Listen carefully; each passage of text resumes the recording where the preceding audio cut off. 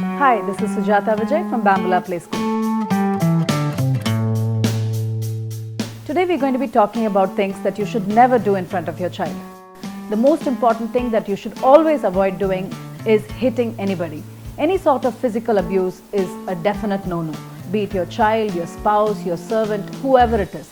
The second most important thing is yelling.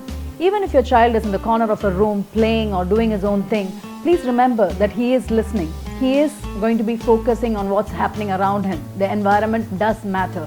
So make sure you do not yell at anybody. Never ignore your spouse at any given circumstances.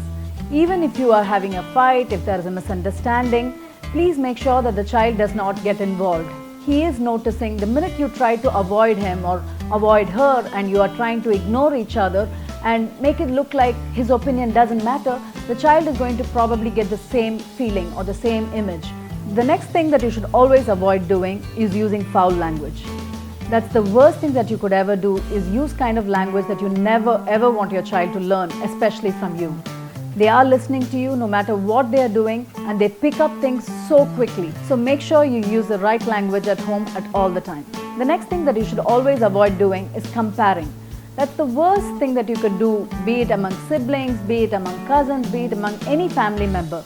This brings the ego and the morale so down in a child. So always avoid comparing your child. Never criticize your child in front of anybody. If you have something to say, tell your child in private. Try to explain it. Do not criticize your child in public. That's the worst thing that you could do to your child. Bribing is something that you need to absolutely avoid. Make sure your child never sees you bribing. That is such a bad example that you could be setting for your child. And most importantly, never reject love. Even if it is coming from a person when you're angry, when you're upset, never reject love. The child is watching you, and so make sure you're setting a right example and make sure that the child is learning from you all the right things. Have a wonderful day.